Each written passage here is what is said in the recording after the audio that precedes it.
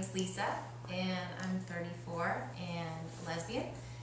Grew up in Oregon, and when I was growing up in Oregon, there were a number of very oppressive ballot measures put on the ballot by Lon Mabon and I can't remember the name of their group.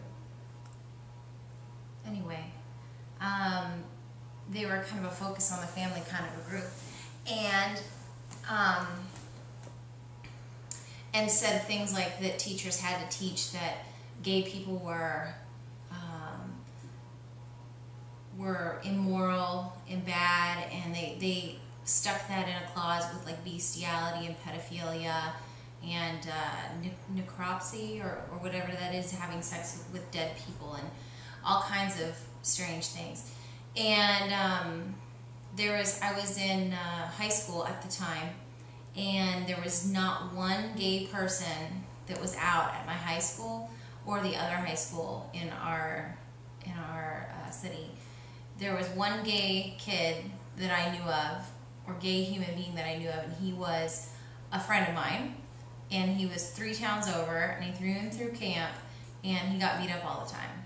So there was really not a whole lot of acceptance where I grew up. And so I helped with the, No on 9 campaign and all this kind of stuff. And luckily my parents were real supportive, even though I wasn't out in high school. They put a No on 9 bumper sticker, I think, on our car and a sign in the front yard. And what was 9? No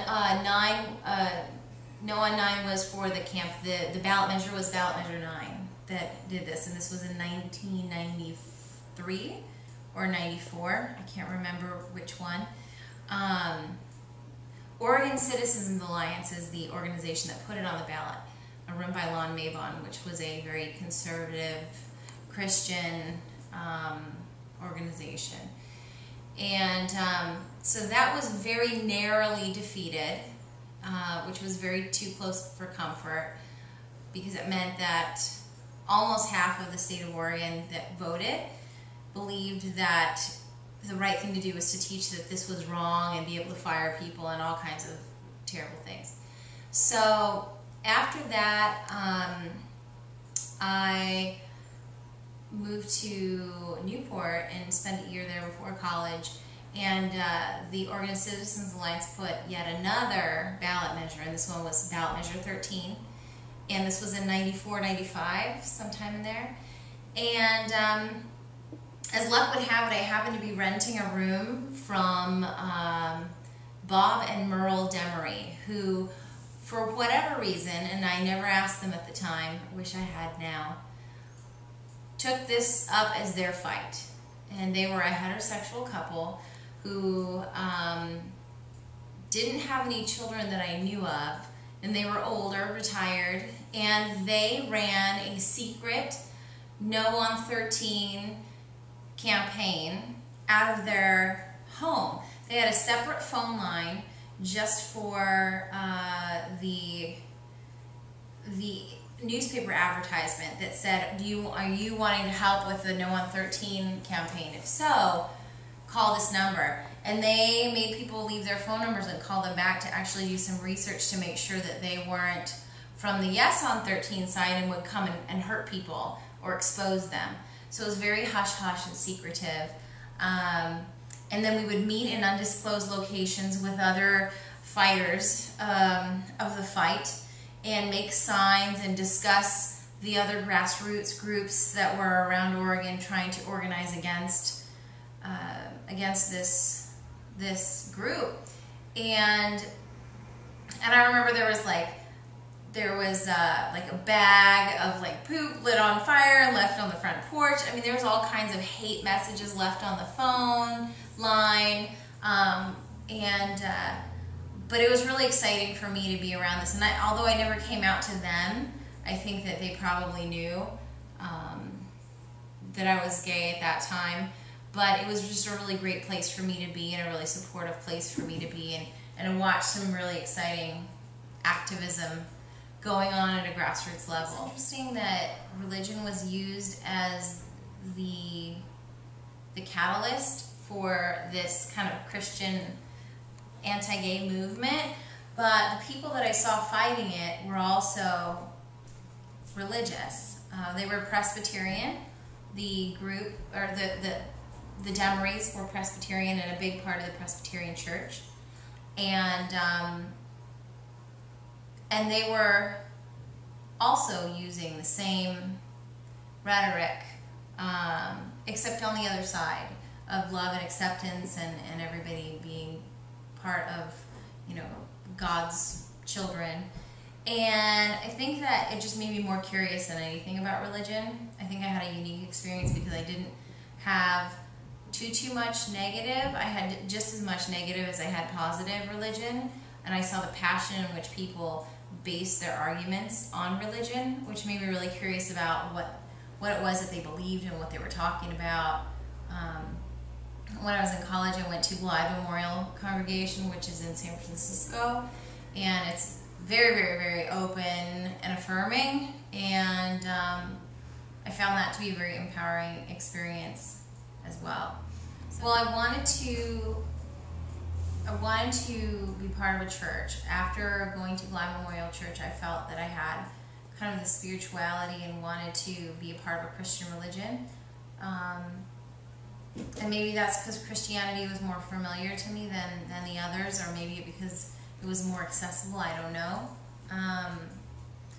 But I was part of that church, and then after that, I cycled through a number of different churches. I actually met my partner, who was from a very religious family, and who had a parent that was a pastor, and they were open and affirming there. And so it was kind of, the door was open for Disciples of Christ, which is an open and affirming church or denomination. So I became a part of that congregation and met a lot of really wonderful people that embodied everything that I personally believed that spirituality, religion, God, Jesus, what have you, is all about. And so I found myself part of that family or community. I'm totally open about my sexuality. I actually worked for the church, and I do youth camps during the summer, and I'm completely open to who I am and affirming who I am, and the church is fully supportive of that. And in addition to that, I'm out at work, I'm out with friends. There's nobody I'm not out to. I believe that being out is the biggest political and empowering move that anybody can do, because there are normal people that want to go to work and come home and relax and then go work out and make a sandwich for lunch and go to church and have a family and have kids and go to soccer games, and not everybody fits that stereotype that a lot of people have of what gay or lesbian individuals look like in society. So I think that my normal, boring, everyday self is important to portray, and so that people know that can break their stereotype. I guess what I would say to anybody that's struggling with issues of sexuality and religion would be to talk to people, to find a safe place, which could be at a gay and lesbian center, it could be at an open and affirming church, it could be with a friend. If you don't have friends that are in those communities, there are churches that are open and affirming, there are gay and lesbian centers, there are support groups. I would say to find somebody to talk to, because your biggest demon is within you. You identifying what parts of yourself that you're struggling with is really important, and know that it's completely possible to reconcile the two, that they're not mutually exclusive, that you can be a gay Christian, and that Christianity is about love and acceptance, and just because people have used it as a tool for hate doesn't mean that that's what it's about.